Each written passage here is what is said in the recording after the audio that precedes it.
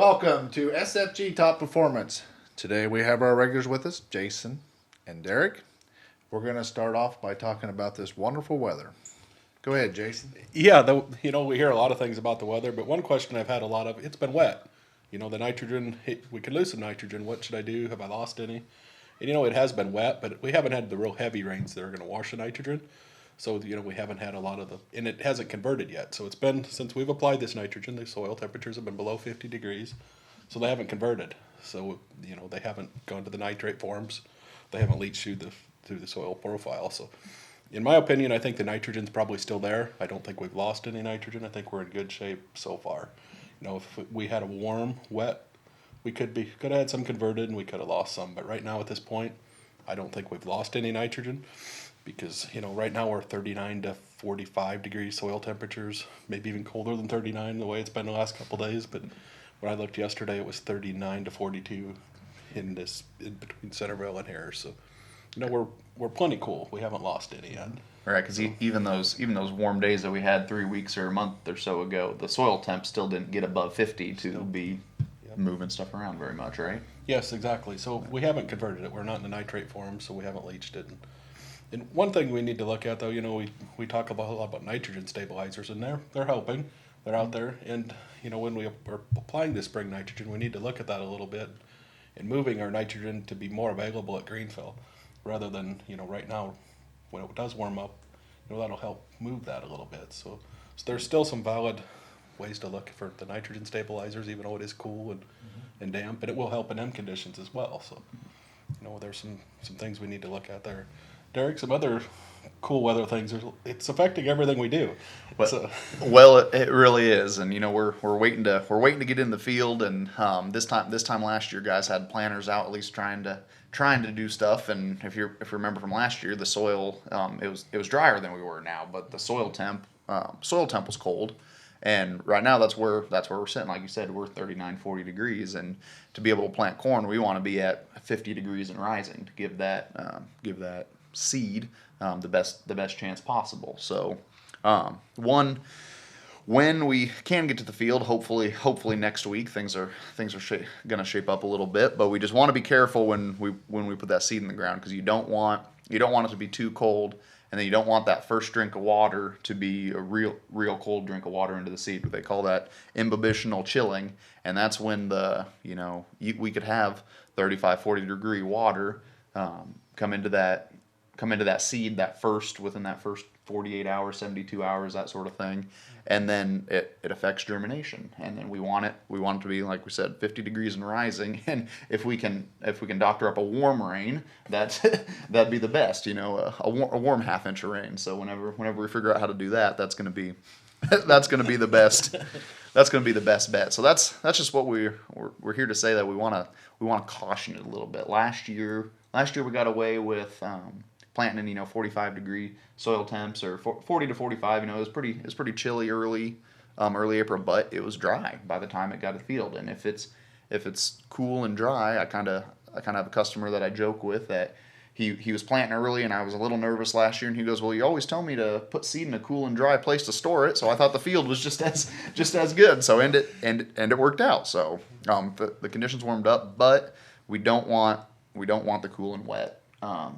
We don't want the cool and wet weather on that seed, because it's just going to be a recipe for disaster, and then we get into uneven stands, because you want all your corn to come up essentially at the same time within 2 days of each other. Or if it's 3 or 4 days, you're already a leaf or two behind, and if you're more than 2 leaves behind the rest of the field, that's a weed out there. So the whole idea is to start it as good as possible, and that's where the extra seed treatment comes in, and that's where the starter fertilizers come in, and that's where anything to get that popped out of the ground as quick as possible and as even as possible in these conditions is going to be the best, if you're not willing to wait that 3 or 4 days to let the temps come up. But and Jason, it looks like if we get conditions conducive, it looks like we're going to be able to do some spraying next week hopefully.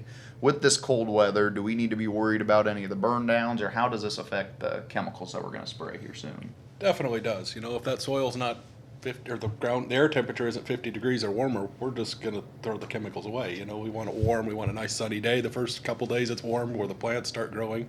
I know some of this rye out there is really growing fast. It grows well in this cool weather, but it's not going to kill it. Even if it's, you know, if it's not warm, we're not going to do any good spraying it. So we need it to warm up a little bit. And then there's some other challenges that go along with that.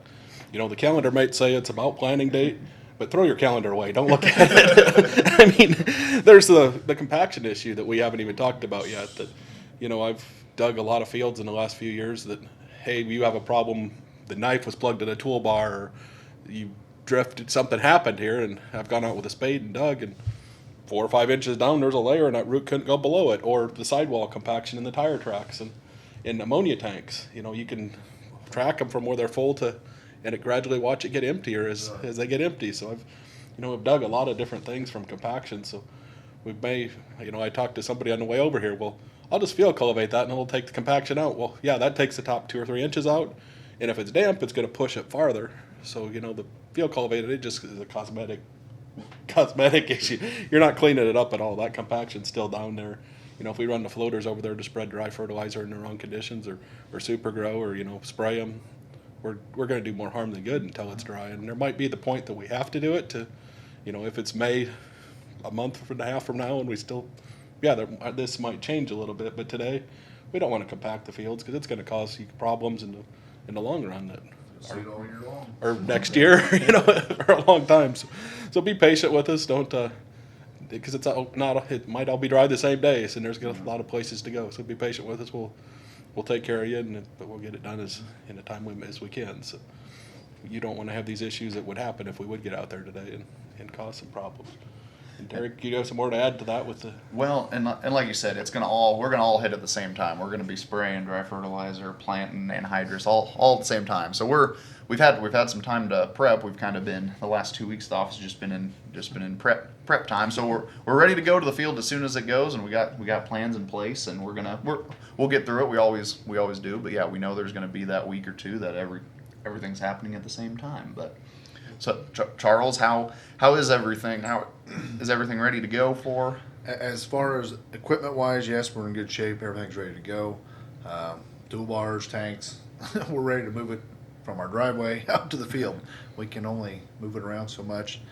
We've tested most nozzles. There's still a few pieces of equipment that's waiting to put water. I mean, it's supposed to freeze tonight. It's supposed to be 28 degrees tonight, so it's kind of hard to get everything out, run water through it, and then re-winterize it. We don't have enough heated space to pull everything back into, but now we're ready to go. We got some mix sheets. We got maps made. I just think we've done a really good job. Everybody's got their stuff together, and we're ready to go. So unless anybody else can dream up something else to make it dry up miraculously, I think we're just waiting on Mother Nature. But maybe through the weekend here, maybe we can get things dried out and get back in the field next week. We'll just sit around here in a couple weeks and probably just talk about it. Remember how we stood around and waited for it to dry up? So, all right. Okay, I want to thank you for joining us for another edition of SFG Top Performance. We'll try to catch you again in 2 weeks. Hopefully we're busy, but we'll see what we can do to make the 2 week window. Thank you.